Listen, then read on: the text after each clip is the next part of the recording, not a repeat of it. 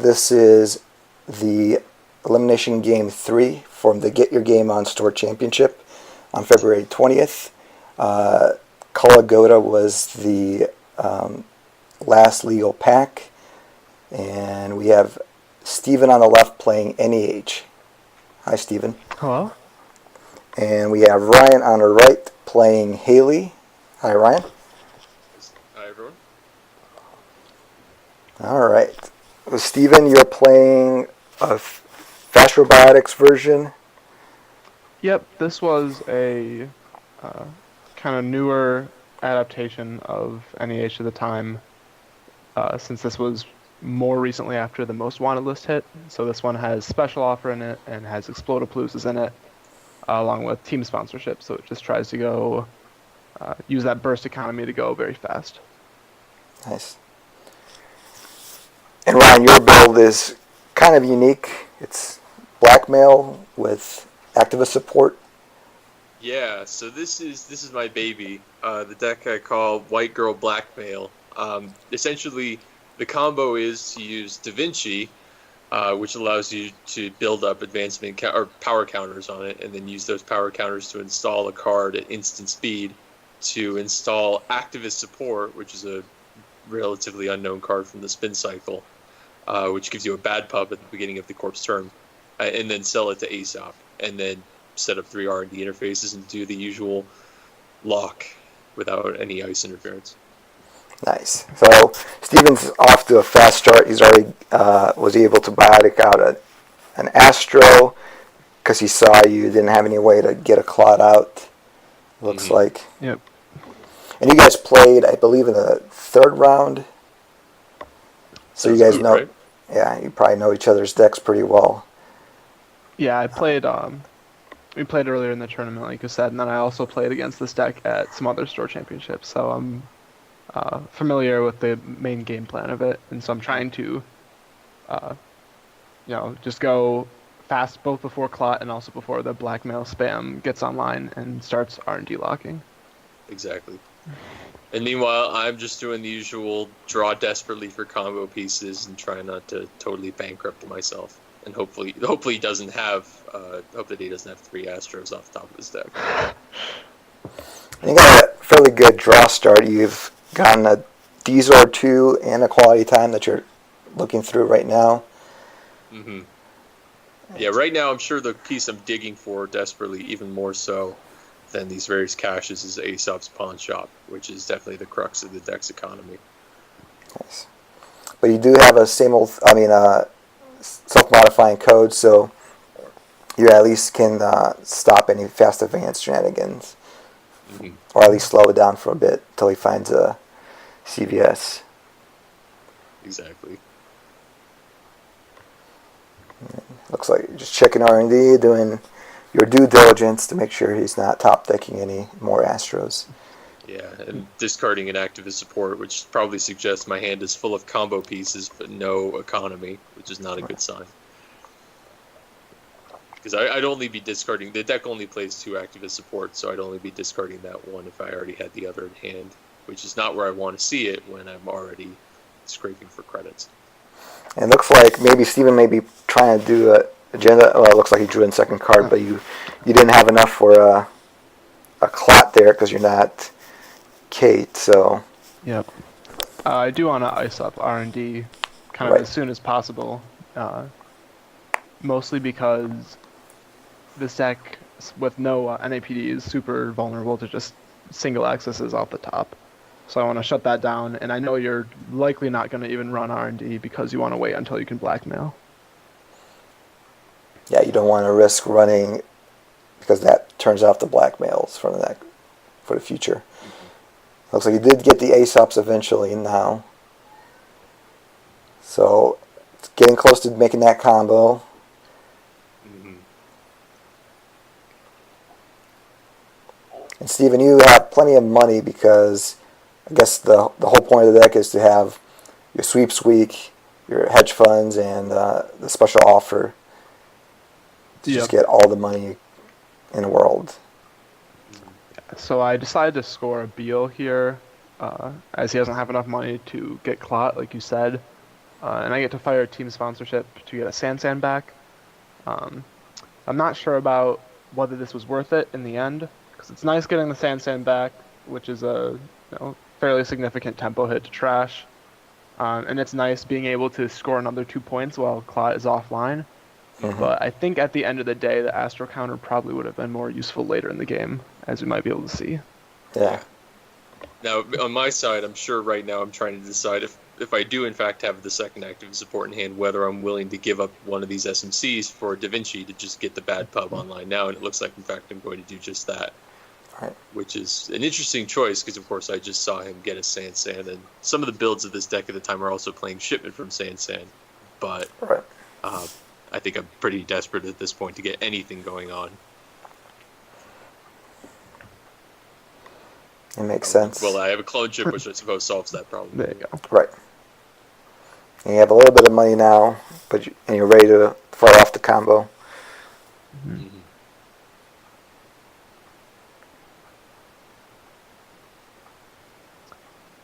So right now, I'm mostly trying to figure out what my game plan is from here.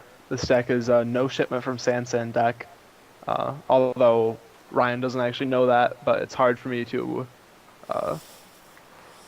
actually score off of a Sansan when Klot's available. Right. And although you had a lot of money to start off with, now you're down to, it looks like 6 credits. So any kind of score out. So maybe the first priority is maybe getting more money and maybe some ice for that Sansan. Yeah. If I'm going to even do a play with CVS, it's going to take a lot more than that. So definitely need to find some more money. Meanwhile, I'm going to do what I need to do, which is check all the servers for CVSs that you can sneak out. Nope, and I know that other one is another Sansan. So this is one problem with this combo deck is Daily Business Show is pretty much a must trash because it breaks up the lock. But dealing with Sansans themselves can really strain the economy. Even with the bad pub, 4 credits for every single one, and he's already getting paid off with a card. Not something I want to be doing. And it looks like I'm not going to do it, in fact. But I need to probably really start digging quickly to find a way to win this game. And I believe you can't use activist support to stack bad pub. I think it's only if they don't have any, you get 1. Exactly. You can bring it back, but you can't get it. And Steven's getting the money that he probably wants at this point with the sweeps week. And it looks like he's defending that Sansan. Yeah, that's wraparound it just drew. So I put it over the Sansan because then he has to spend blackmails to get into that server and to check whatever I put on the Sansan. Yeah. Yeah, the breaker suite for the deck this tournament was, I believe, 1 Deus Ex, 1 Faust, and 1 Femme Fatale. And here we go. Here's a blackmail. Mm-hmm. Really, for the exact reasons that one might expect, wraparound is a nightmare. Right. Some games you absolutely have to face plant into them, but 4 cards for each check is just ungodly. Looks like that actually wasn't a Sansan in there. Right. Yeah. But yeah. I got thrown off. A Sansan in there. Yeah, I got thrown off because he trashed that Daily Business Shows and you moved the 2 Sansans over. Yeah. So, yeah, that's why it's a threatening play there because it's a completely new remote, new in the root, and new ice on top. Either way, it's I have to respond there. I can't just let him bluff out card after card.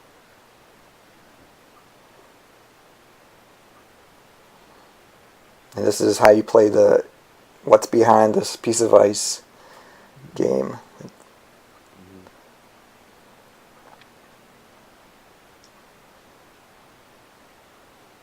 So what was your thinking behind not checking this here? I distrust. It's the sort of thing, whenever I play a game like this, I sort of ask myself, what would I do in this situation? I think I'm usually in the school of thought of, it's the wine in front of me problem. It's, clearly he wouldn't think this, so I think in that situation, I think most people think, well, obviously this couldn't be, the first one was a bluff, so clearly the second one can't be a bluff.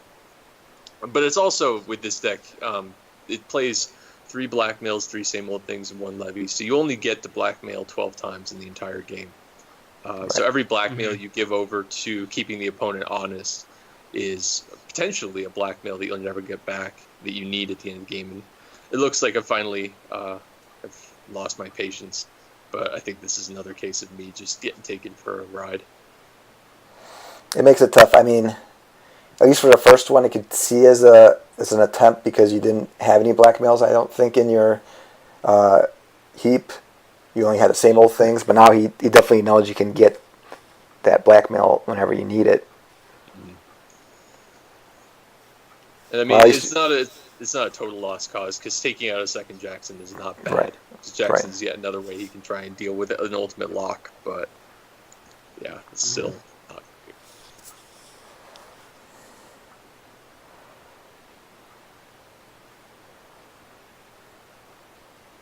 Of course, I know how this game actually ends, and I remember exactly the ways in which I flubbed this, so there's a lot more, terrible plays where that came from. But at least you're getting your game plan going as well. I think that's the second R&D interface, so you can start threatening his R&D as well, which is what you want to do against Fast Advance. Exactly. Yeah. Not least of which... Sorry, go ahead, Steve. Okay, I was just going to say that 3 accesses every turn is just absolutely destructive against this deck. Right. Plus, I was also playing at the time Artist Colony, which had just come out. Excellent, of course, with all the miscellaneous agendas he's playing like that. Breaking news there. But, of course, foreshadowing.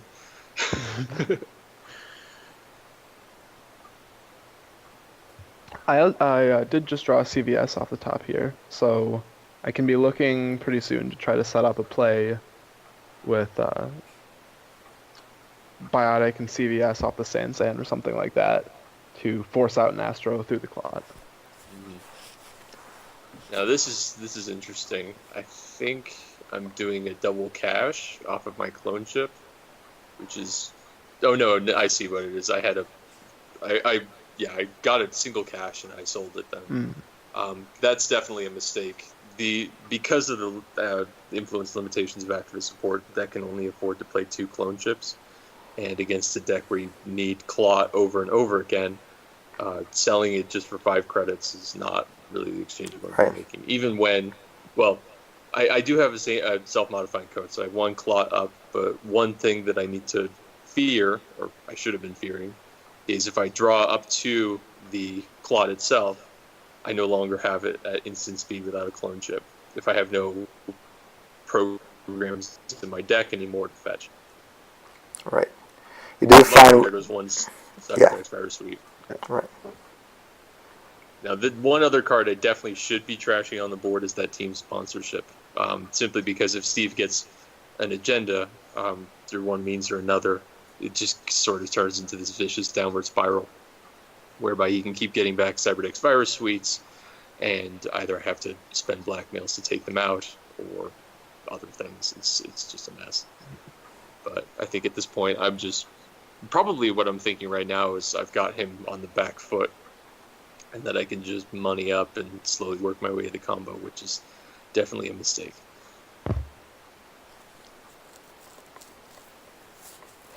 You do get some money dripping in now with that daily cast at the end of your turn. And then I guess Steven's trying to see if he can fast advance something. It looks like you're not drawing the agendas you want at this point.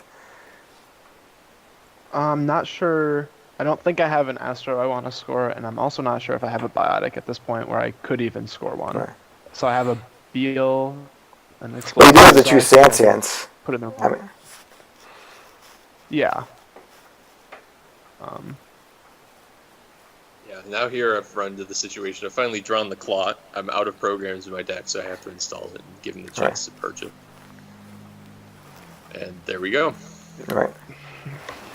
And now you want to have that clone chip that you used earlier, so... I think hopefully, I'm digging right now for the second one. Right. Now there is the problem that there's 3 fresh on top of R&D, so you can go check those again, and there isn't really much I can do about it at this point. Yeah, or even better if I can set up the miraculous play of install the clone chip and the third R&D at the same time to get 4 checks. Yeah. And one thing I am running into a problem with is simply the fact that I've already used 2 of my natural blackmails, so now I have to start same old blackmailing, which is not quite as good, obviously. It looks like Ryan did find the second Astro and an Explodapalooza. This is what happens when your deck has 11 agendas, none of which protect themselves. Yeah. You want to get to them faster than Ryan can. And Yep. are you trying to count how many, how likely he is to have a clone chip? Yeah. I'm not sure if I was able to tell that there was no third clone chip.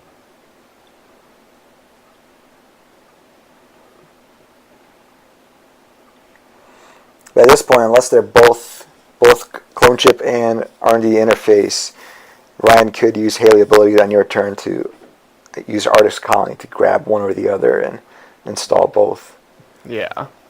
If he has a clone chip in his hand instead.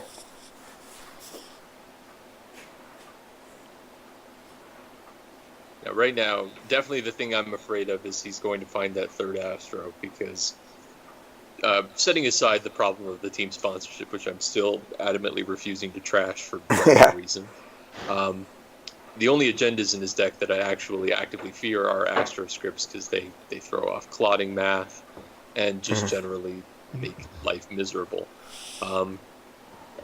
So right now I'm figuring, as long as I keep that away from him, I'm probably fine. And now I'm trying to decide if I really want to just sell that Artist Colony, take away all the safety precautions. Although I think I have a Diesel left over in my hand for the rest of my deck, including what's probably another clone chip.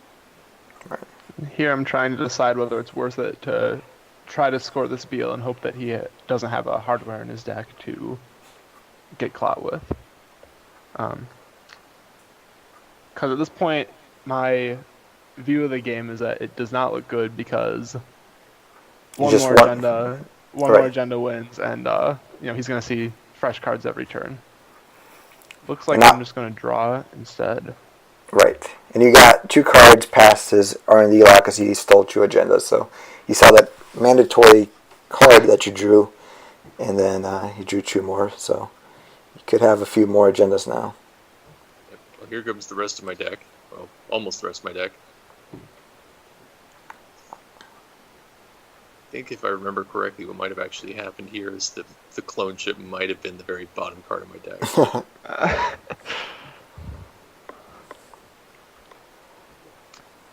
So yeah, I mean, at this point, it's definitely the bottom card of my deck.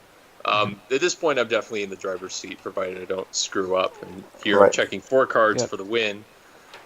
And what I really should have been doing, this is just me criticizing myself rather than actually talking about the game. But I should have probably been running HQ a little bit, because at this point, as we all know, agendas are starting to pile up in Steve's hands as he tries to stay away from clot problems. Yeah.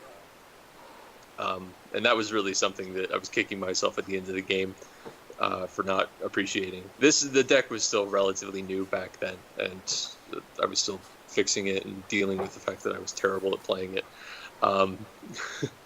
But yeah, this is a game that it's almost painful for me to watch, because I know how badly it ultimately turns out from mistakes when I probably was about to win. I mean, 4 X's on R&D against NEH is usually a good bet to get something. Exactly. I mean, that's the double-edged sword of this deck. Is it's very hard to say I'm just going to blackmail, or even worse, natural run HQ for 1 access when I could run your deck and see 4 cards that you have to see at some point. Right. And if he reses something on HQ, it becomes really tough, because you don't really have your breakers. Mm-hmm. So it's pretty much your only option, I think, on that point. And you do still threaten the clot with the Artist Colony, even though you don't have your clone chip. Yeah, and here we go. Yep. Voila. Clone chip on the bottom of the deck means this is the classic case. I don't know what exactly he might be trying to get there, but I'm definitely afraid of a Beal, and I'm definitely afraid of him getting back a CBS. So trading a breaking news for the agenda is not bad. Right. Because at least with your forfeiting a breaking news, assuming that's a 2-point agenda, that means one more agenda in his deck that I could take just to automatically win. It could happen. Oh, and this is oh god, this is painful to watch. So I sell the clot on the theory that I need money, which makes sense in practice, but selling the clot means, of course, we have to go through this whole rigmarole next turn. It's this amount of clone chips that increases the speed at which I need to levy just to get everything rebooted. And there we go. So, for anyone who wants to do looks into playing this deck, definitely don't do this, because I've basically traded 3 credits now for 5 credits almost immediately thereafter, when it's going to be 3 clicks that he'd otherwise have to purge to deal with. Right. Yeah, you could have just let him purge and just click for credits, and you'd be in a better position.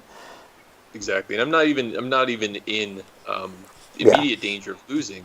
I'm more than happy to make him waste a turn, because that's just one more card that's going to be fresh and new on R&D. And now I have to just start spending those clicks I would have otherwise spent on the money that I got from selling the clot, digging for clot substitutes and blackmails, and it's just horrible. But you do have the SMC, so you can still threaten clot, which you have to do at this point. Now, we thought Steven drew a CVS, but it doesn't look like he actually has it. I don't remember what was on. I'm guessing it's just the sand on top of that, on the leftmost remote. Mm-hmm. Now, I'm not entirely sure why I didn't let Steve advance once. I guess I know that's a Sand City grid, so it's possible I just thought it might be a breaking news, but I don't know exactly why I'd be so afraid of a breaking news right there. So, yeah, this is, again, selling the clot, which is way too conservative, and lo and behold, I've been bluffed out. So, once more into the deck, pray for rain. Yeah, you got a good shot. You just need one more point. Yep. But I think at this point, Steve has like 3 agendas in hand. So if you think about the probabilities, he's probably only got, 3 agendas left to even score in his deck. So the odds aren't terrible, but... And you're down to 4 more blackmails opportunities with same old thing and the card itself. Mm-hmm.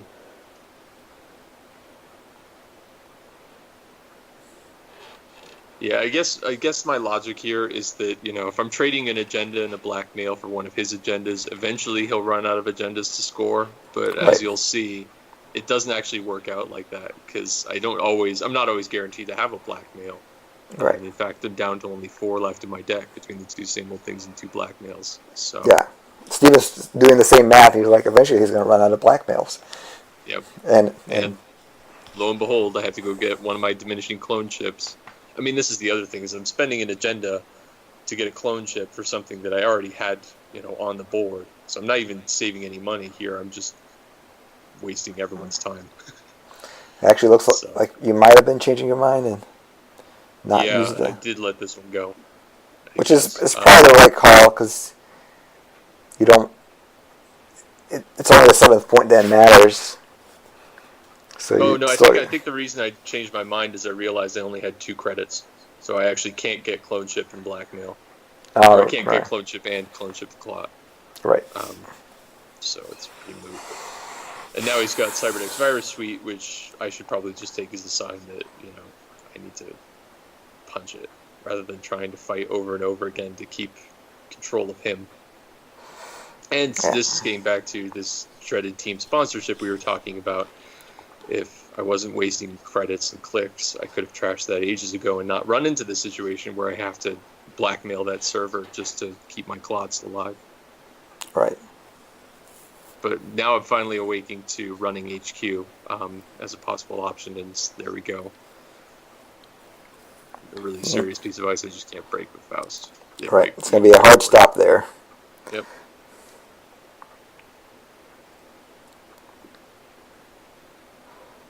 And I'm actually natural running R&D, which is bold, but I guess also kind of desperate. And still nothing. That's I mean, it probably means Steve doesn't have any kind of ice there because that was a bold no res if he has some way to stop you.